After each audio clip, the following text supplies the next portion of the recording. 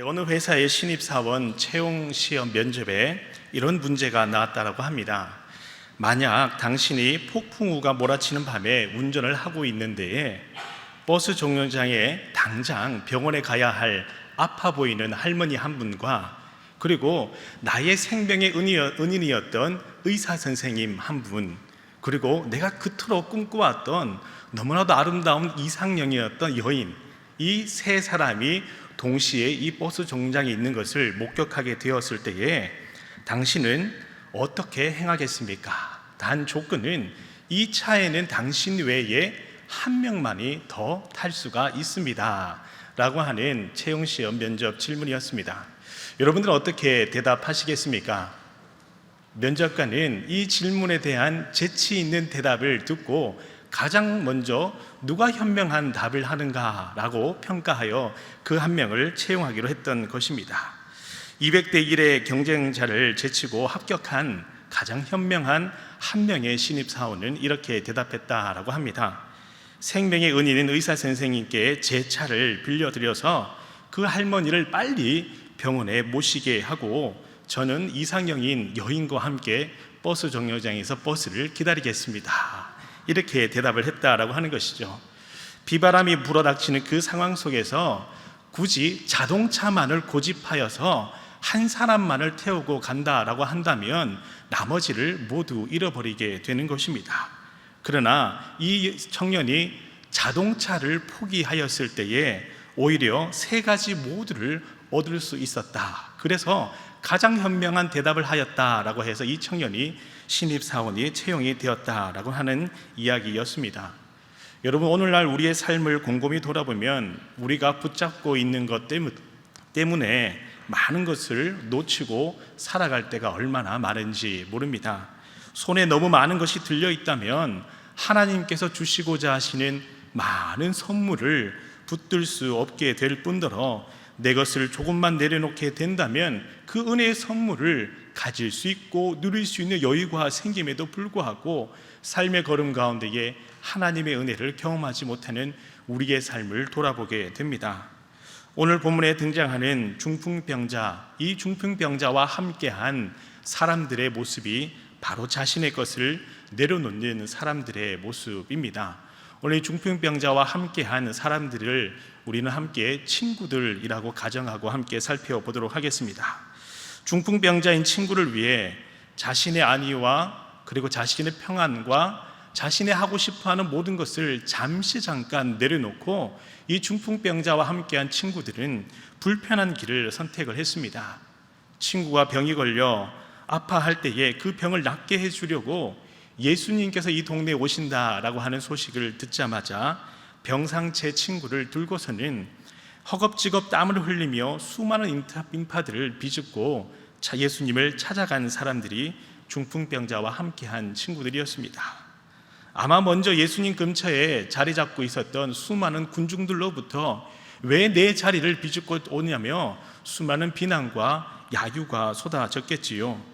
그러나 예수님은 이 친구들의 이런 진심 어린 모습을 보고서는 친히 그 중풍병자를 치유해 주셨다라고 성경은 말씀하고 있습니다. 그리고 온 무리들이 하나님께 영광을 올리게 되는 큰 은혜의 통로로 쓰임을 받게 되었습니다. 이와 같이 친구들의 훌륭한 신앙으로 인해서 친구인 중풍병, 그 중풍병 또한 치유함 받았을 뿐더러 중풍병자의 친구들 또한 온 무리들이 하나님께 영광을 올리게 되는 은혜의 통로로 쓰임을 받게 되었다라고 하는 것이 얼마나 큰 축복인지 모릅니다. 그러면 중풍병자들 곁에 있었던 이 친구들의 신앙이 어떤 신앙이었는지 함께 오늘 본문을 통해 살펴보고 어떻게 영광을 올리게 되도록 쓰임을 받았는지 그들의 신앙을 우리의 삶의 자리 가운데 적용해 보고 기도하겠습니다. 먼저 첫 번째 이유는 친구들의 주저하지 않는 굳건한 믿음이 하나님께 영광이 되었습니다. 이 친구들은 그 마음 가운데 주저함 없이 예수님을 찾아가기만 하면 내 친구가 낫게 되리라 라고 하는 믿음을 가지고 있었습니다. 다 함께 본문 2절의 말씀을 함께 읽겠습니다. 본문 2절의 말씀입니다. 시작. 침상에 누운 중풍병자를 사람들이 데리고 오거늘 예수께서 그들의 믿음을 보시고 중풍병자에게 이르시되 작은 자야 안심하라 내 죄 사함을 받았느니라. 아멘. 본문을 보면 예수님은 그들의 믿음, 친구들의 믿음을 보시고 중풍병자를 낫게 하셨다라고 말씀하고 있습니다. 중풍병자가 나음을 입을 수 있었던 이 결정적인 계기는 친구들의 믿음이 바로 선행되었다라고 하는 것입니다. 이 친구들의 믿음이 어떠한 믿음이었는지 본문을 곰곰이 살펴보면 번역하지 않은 헬라어 단어 3가지가 있습니다. 오늘 이 2절의 말씀에 번역하지 않은 3가지 단어를 통해 친구들의 믿음의 단서를 한번 찾아보도록 하겠습니다.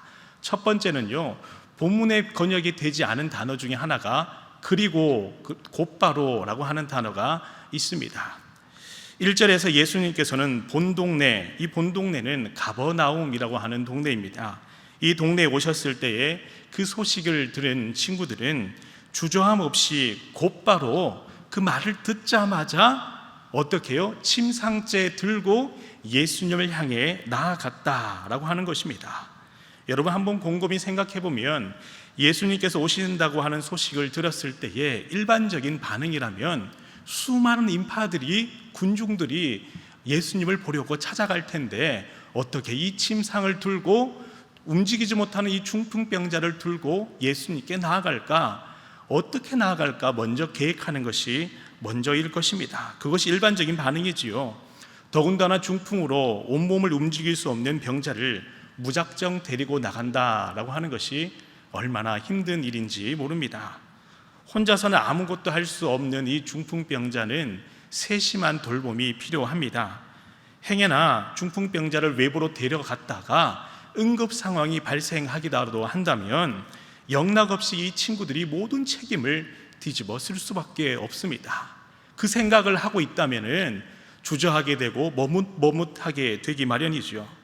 그리고 중풍병자의 가족들은 친구들이 이 일을 행하기에 앞서서 허락하지 않을 법하지요.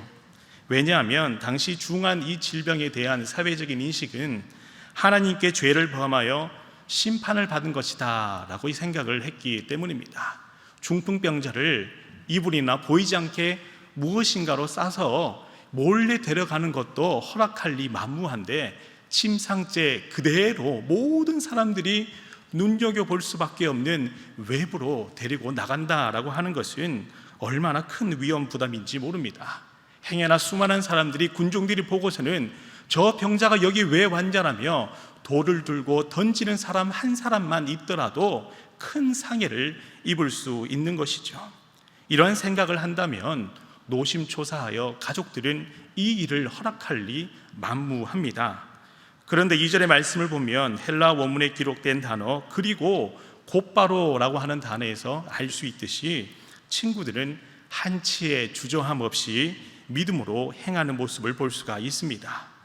그리고 원어에는 기록되어 있지만 본문에 삭제된 두 번째 단어는 보아라라고 하는 감탄사입니다. 그리고 곧바로 보아라, 누구를요? 중풍병자들을 데리고 오는 이 사람들을 성경은 보아라라고 주목하기를 바라고 있습니다. 본문에서 친히 친구들의 그 믿음을 보라라고 말씀하고 있는 것은 그들의 믿음이 얼마나 훌륭한 믿음인지 중요한지를 보여줍니다. 여러분 반면에 3절의 말씀을 보면 서기관들, 학식 있는 서기관들은 속으로 생각하기를 신성모독이라며 예수님을 향해 불편한 심기를 드러내는 대비된 모습을 보여주고 있습니다. 세 번째로 헬라 원문에는 이 중풍병자들이 향한 그 목적지가 예수님임을 분명히 말하고 있습니다. 그에게로만 향하였다라고 하는 단어가 추가되어 있지요.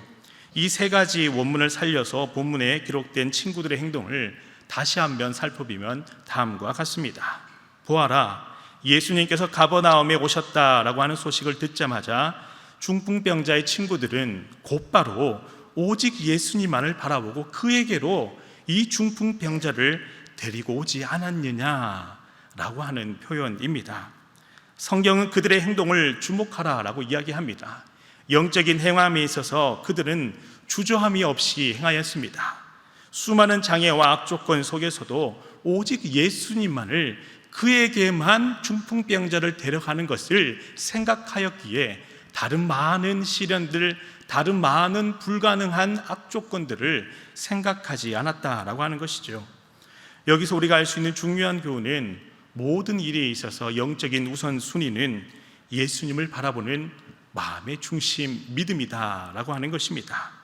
여러분, 오늘날로 말하자면 주저함 없이 하나님의 성전으로 매일매일 나아오는 그 마음가짐이 얼마나 중요한지 모릅니다. 걱정이 가득해도, 근심이 가득해도 일단은 먼저는 하나님의 성전에 나아가서 엎드려 보자. 먼저 하나님의 성전에 나와 예배해 보자. 먼저 하나님의 성전에 나와 기도하자. 그 마음가짐이 중요하다라고 하는 것입니다. 수많은 환경과 다양한 상황 가운데 놓여 있을지라도 우리가 바라봐야 할 가장 중요한 한 가지는 하나님 앞에 먼저 나아오는 것, 그 마음가짐이 중요하다라고 하는 것을 말씀하고 있는 것입니다. 이와 같이 이 자리에 계신 성도 여러분들 모두가 중풍병자의 친구들의 믿음, 이 믿음을 가지시고 이 믿음이 여러분들의 믿음이 되시기를 간절히 소망합니다. 모든 일에 있어서 가장 먼저 내 근심이 아무리 클지라도, 내 환난이 아무리 클지라도 가장 먼저 하나님의 성전에 엎드려 보자라고 하는 이 믿음을 가질 때에, 그리고 하나님의 성전에 나아올 때에 하나님께서 하나님의 지혜로, 하나님의 훈계로, 하나님의 말씀으로 여러분들을 강건케 하시고 그 걸음을 인도해 주실 줄 믿습니다. 문제 앞에 있기보다는 먼저 하나님 앞에 있는, 나오는 여러분 다 되시기를 간절히 소망합니다. 그런 의미에서 우리 앞뒤 좌우 서로 바라보시면서 이렇게 인사하겠습니다. 주저함 없이 하나님께 나오시기를 바랍니다. 주저함 없이 하나님께 나오시는 여러분 다 되시기를 간절히 소망합니다. 온 무리들이 하나님께 영광을 올리게 된 두 번째 이유는 시련을 이겨내는 친구들의 용기 있는 행함이었습니다. 아무리 시련이 많을지라도 그 시련을 능히 이겨내리라 라고 하는 그 마음의 용기 있는, 그리고 그 걸음 가운데 용기 있는 실천과 행함 때문이었다라고 하는 것입니다. 다 함께 본문 2절의 말씀을 한 번 더 읽도록 하겠습니다. 본문 2절의 말씀입니다. 시작.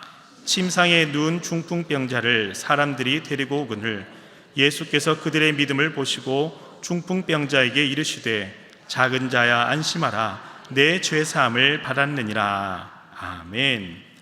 여기서 주목할 만한 문장은 중풍병자를 데리고 왔다라고 하는 문장입니다. 친구들의 목적은 오직 중풍병자를 예수님께로 데리고 오는 것, 바로 거기까지만 행하는 것이 그들이 해야 할 일이었습니다. 그 이상의 것을 생각하지 않았습니다. 그 다음에 내가 예수님께 무엇이라 말해야 될까? 군중들이 많이 야유하고 비난할 때 너의 역할은 이거야, 너는 어떻게 할 거야, 이런 모의를 하지 않았다라고 하는 것이죠. 그저 이 사람들의 목적은, 이 사람들이 행해야 할 그 종착지는 예수님 앞에 나오는 것, 바로 거기까지였다라고 하는 것입니다. 그 이상의 것을 생각하고 그 다른 변수들을 생각하기 시작하였을 때에 우리 마음 가운데는 의심이 찾아오고 또 다른 두려움과 또 다른 불안이 엄습하기 시작합니다. 그러나 본문의 말씀을 보면 이 중풍병자의 친구들은 오직 예수님께만 나아가는 것, 그것만을 집중하며 생각했더라라고 하는 것이죠. 특히 오늘 본문에는 기록되어 있지 않지만 병행 본문인 마가복음 2장과 누가복음 5장의 말씀을 살펴보면은 이 친구들의 행동을 다음과 같이 구체적으로 기록하고 있습니다. 먼저 마가복음 2장 4절의 말씀을 보면 무리가 너무 많아 도저히 예수님께로 나아갈 수 없게 되자 지붕을 뚫어 구멍을 내고 침상째로 이 끈을 달아 내렸다라고 표현을 하고 있습니다. 마가복음에서는 지붕을 뚫었다라고 하고요, 누가복음에서는 기와를 벗겨내었다라고 이렇게 이야기합니다. 사진을 보시면요, 당시 이스라엘의 가옥 구조는 이렇게 지붕이 구조가 되어 있었습니다. 지붕 위는 평평한 구조가 되어 있었는데요, 먼저 큰 들보인 나무를 세우고 작은 나무를 이어서 그 위에 진흙을 이깁니다. 그리고 다시 작은 나뭇가지를 또 이우고 진흙을 이겨서 그 진흙을 통해서 지붕이 평평하게 단단하게 서도록 가옥 지붕을 만들었다라고 하는 것이죠.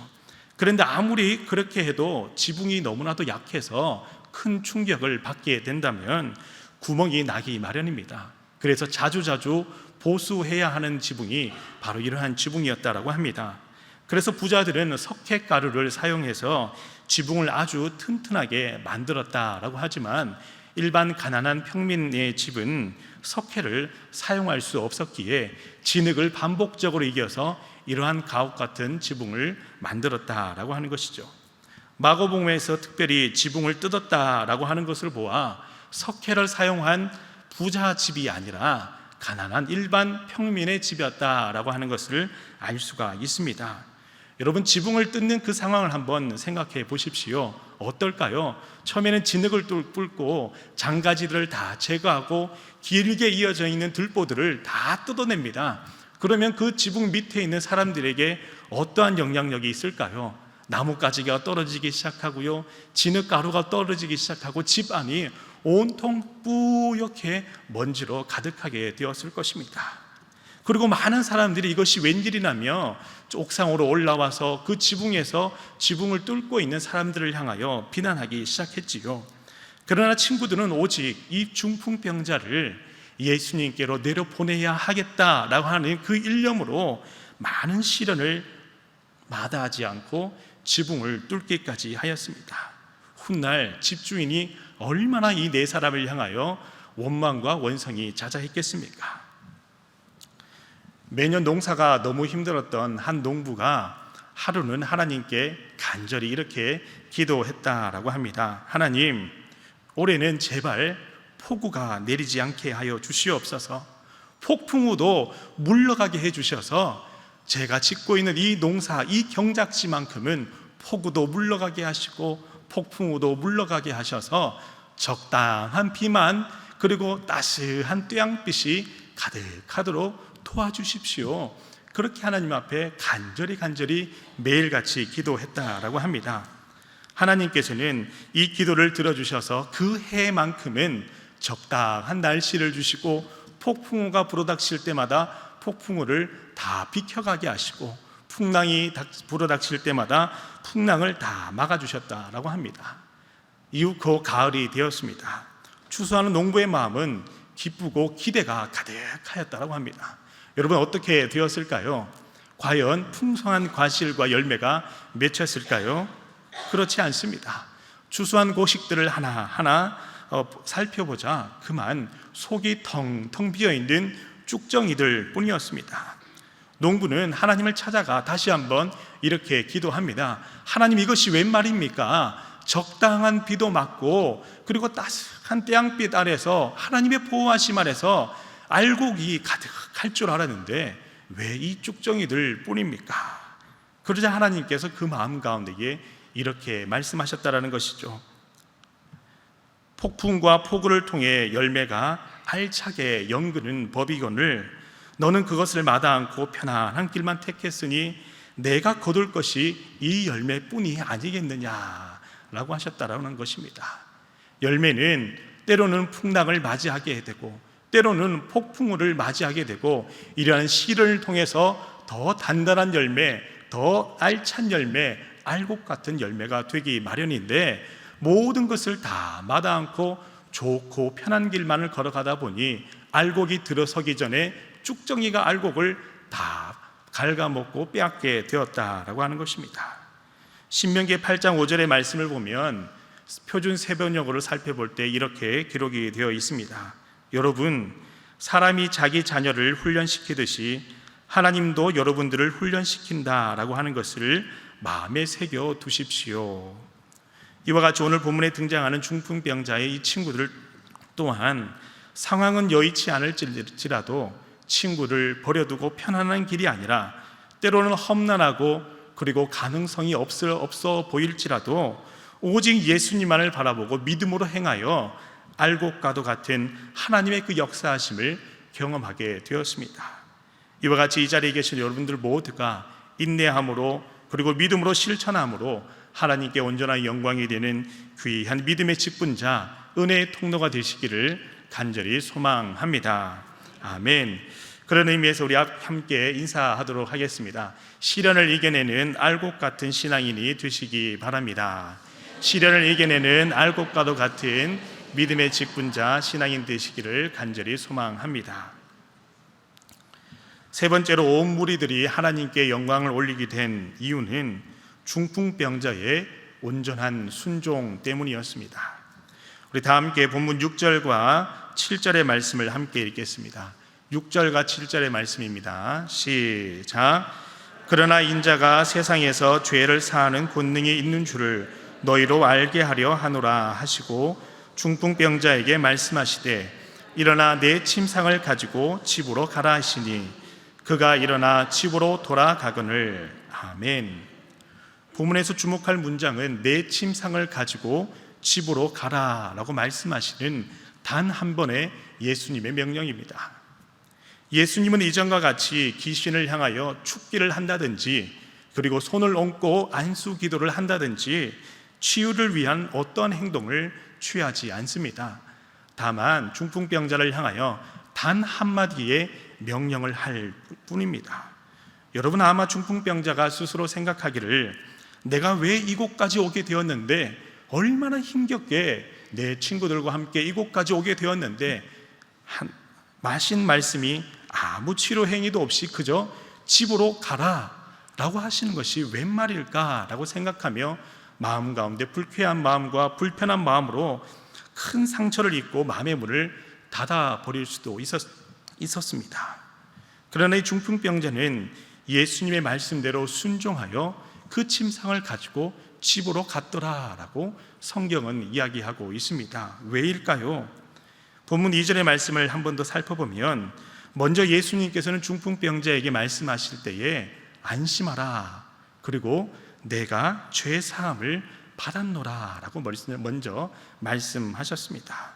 이 말씀을 통해 중풍병자의 마음 깊은 곳에 있는 깊은 상처가 치유가 되었기 때문입니다.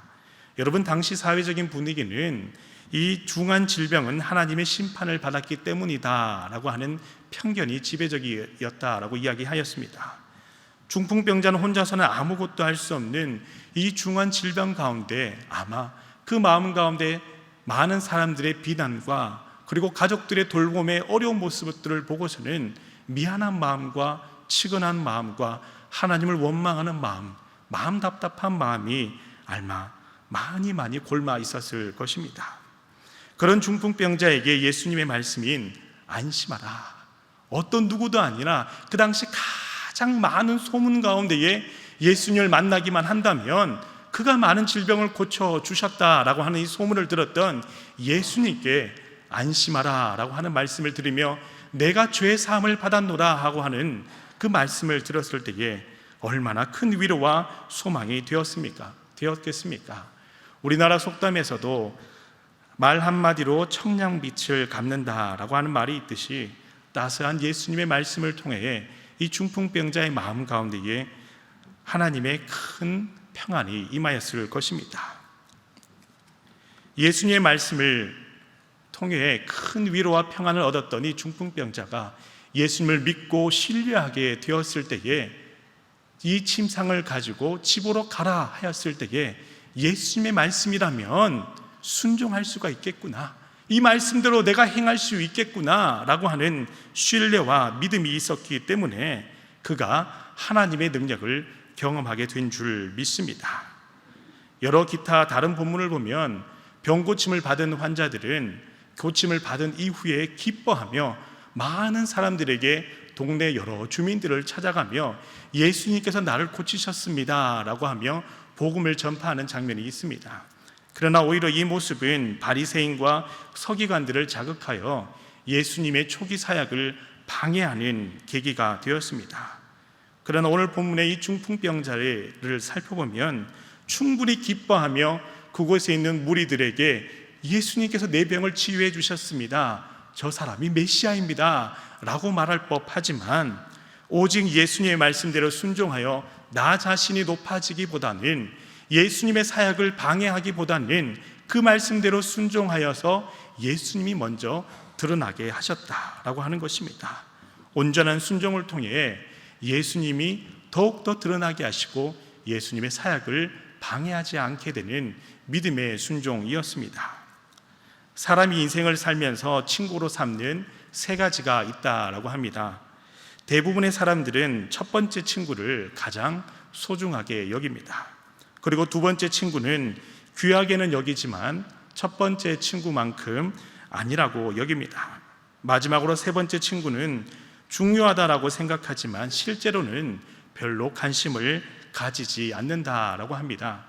그러나 인생 가운데 위기가 찾아왔을 때에 첫 번째 친구는 가장 먼저 그 자신을 떠나게 되더라라고 합니다.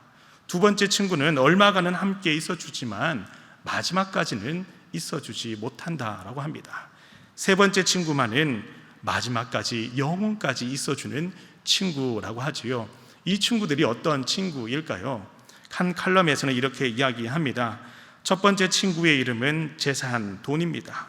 돈은 인생의 어려움에 아무런 도움을 주지 못합니다. 오히려 많은 문제를 일으키는 것을 자주 보곤 하지요.